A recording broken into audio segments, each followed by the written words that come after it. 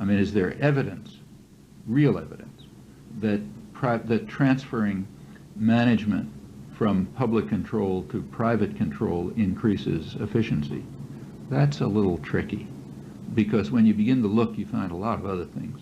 For example, what you find is that in places where the society sort of functions kind of more or less honestly and well, you know, say Sweden or Chile for that matter, public institutions are pretty efficient.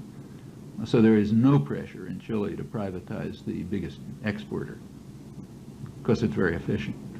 Where there's pressure to privatize, it's usually coming from private power, okay, not on grounds of efficiency. And in fact, if you look at the effects, it's very unclear what they are. So I mean, take, say, the Brazilian steel industry. I mean, it was nationalized, always ran at a loss. Okay, so it looks inefficient by some measure. On the other hand, part of the reason it was running at a loss was because it was purposely, by state policy, producing steel cheaply for the benefit of private manufacturers.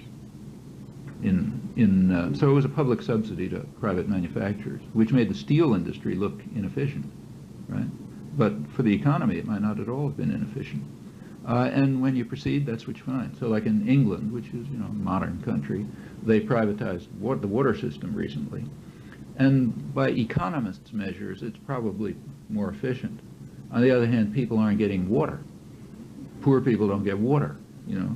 Yeah, in fact, that's efficient. Like if you had only one, if you were put in charge of the water distribution system, and you're an automaton, all human feelings are gone. Your only interest is maximizing profit. Well, you know perfectly well what you'd do.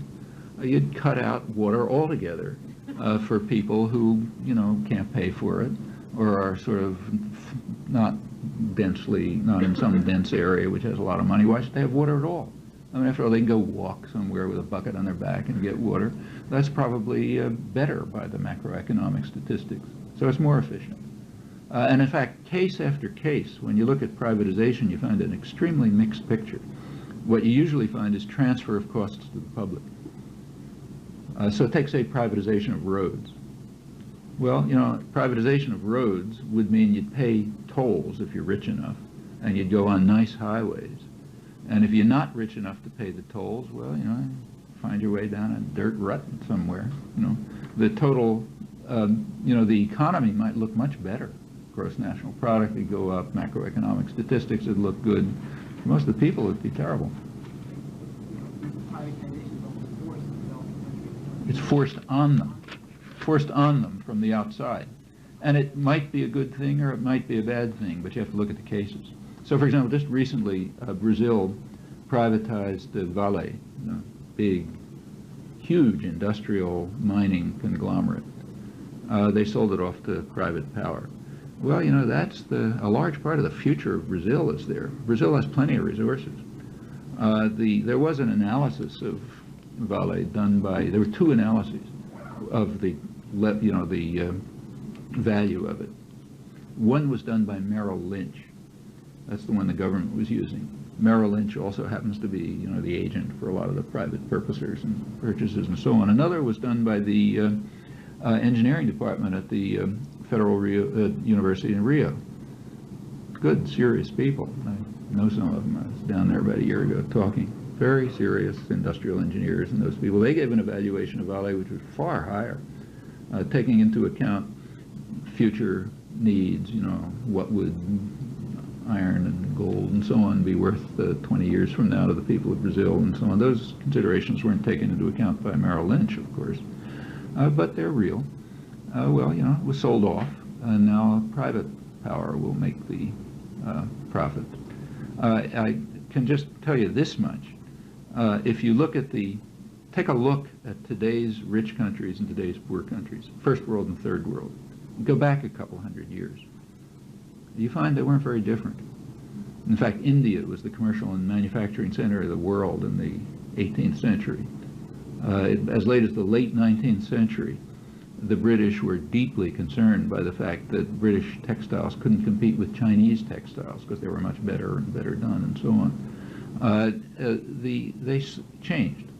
You know, Egypt started to undergo an industrial revolution about the same time the United States did, with comparable prospects. You know, they had their own cotton, big agricultural area, and so on. Well, you take a look at what happened since the 18th century. Two regions have developed outside of Europe, the United States and Japan.